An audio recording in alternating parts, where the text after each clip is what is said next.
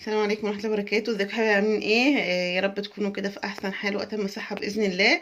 معاكم النهارده من مطبخ نوجة، هنعمل ان شاء الله البسلة. طبعا احنا لسه في اوانها، هي موجودة في السوق بس انا بحب اجيب الحاجة واجهزها في التلاجة مع التخزين يعني.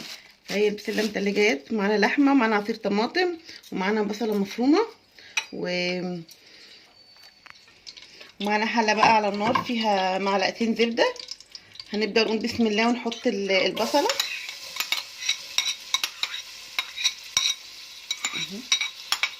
بسم الله الرحمن الرحيم. نشوح البصله يا دوبك تصفر كده، وبعدين نحط اللحمه.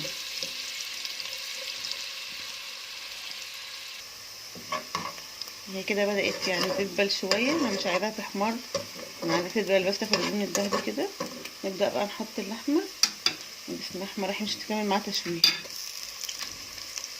بسم الله.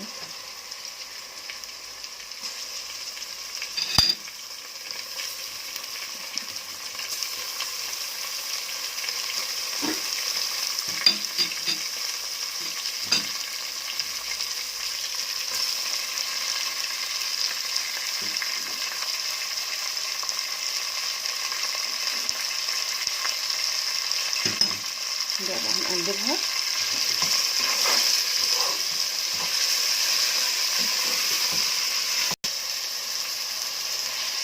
نبدا بقى نقلب كده عشان كلها تتشوح، تاخد لون واحد.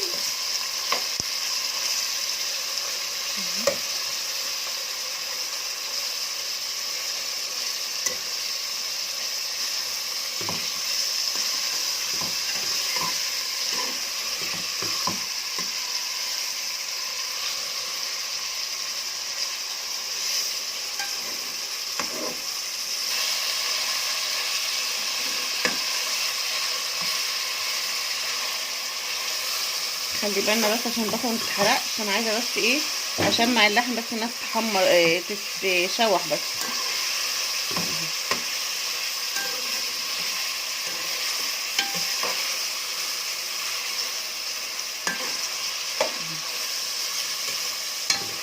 كده خلاص نزلت كل السوائل اللي فيها، مبقاش في غير السمنه بس اهي.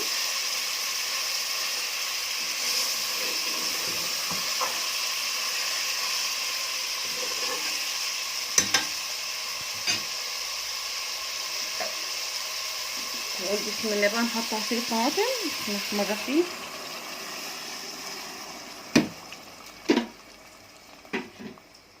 نسيبها بقى ايه تغلي مع نفسها شويه قبل ما نحط البسله.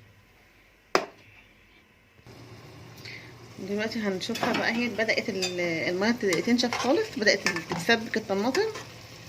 نستنى عليها بس دقيقتين كمان عشان تتسبك كويس، ونحط الميه بقى.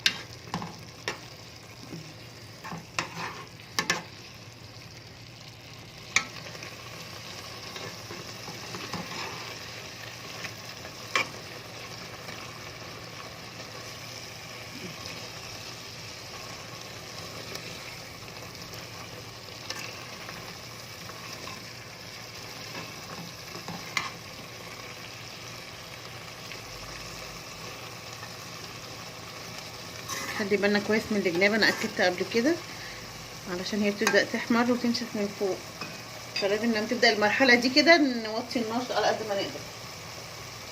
يعني نقول بسم الله، نحط الميه بقى عشان تغلي ونحط البسله. بسم الله.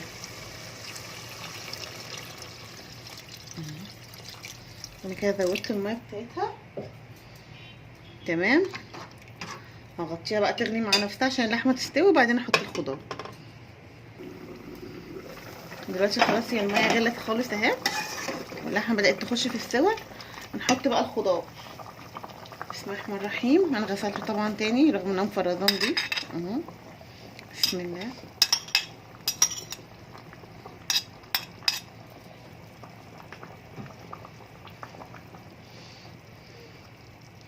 نسيبه بقى يستوي مع بعضه عشان طبعا البسله والجزر بياخد سوا. هنسيبه شويه بقى على بال ما اللحمه تكمل سوا معاه. دلوقتي خلاص البسله والجزر بدأوا يستووا، واللحمه طبعا مستويه. هنحط بقى، انا بقطع بطاطسايه واحده كده مربعات كده، بحطها مع البسله، تديها طعم حلو وتخليها جميله. طبعا البطاطس مش بتاخد سوى البسله والجزر، فبحطها بعد ما اتاكد ان البسله بدات تستوي. هي بطاطسايه واحده بس كده يعني. نبدا بقى نحط الملح بتاعنا والفلفل، نظبط الملح بتاعنا.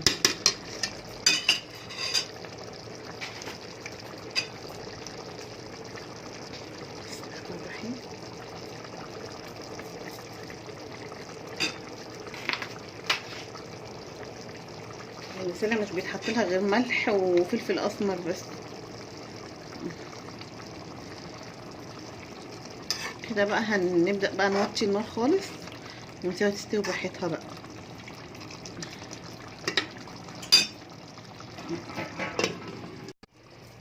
دلوقتي خلاص هي كده استوت خلاص اهي. طبعا مش هنشفها جامد لان هي سنه مطبوخه مش في البرام او مش تورلي. وزي ما قلت لكم بقى الرز بتاعنا الجميل مفرفر اهوت. لازم اوريه لكم قبل ما اغرفه بردك اهو، مش لازق مش اي حاجه، زي الفل اهو. كل حبايه بعيده عن التانيه مفرفره وجميله يعني. هنغرف بقى نوريكم التقديم ونوريكم. ده شكله معانا بعد ما اتغرف وتقدم اهوت، ما فيهوش اي كلمه، كله مستوي تمام زي الفل. وده الرز ده برش عليه رشه فلفل اسمر بس كده للتزيين. ان شاء الله بقى هنبدا مع بعض الاسبوع الجاي باذن الله، هنبدا نعمل اكلات التوفير باقل تكلفه وبحاجات موجوده في كل بيت. هنعمل كذا كذا صنف وبكذا شكل، وان شاء الله يعجبكم. يا ريت بقى حبايبي الحلوين اللي متابعيني، اللي انا عارفاهم واحد واحد، بشكرهم كلك والله، بحبهم كلك في الله، تعملوا لايك وانتوا بتشاهدوا. وميعادنا معاكم الفيديو الجاي باذن الله.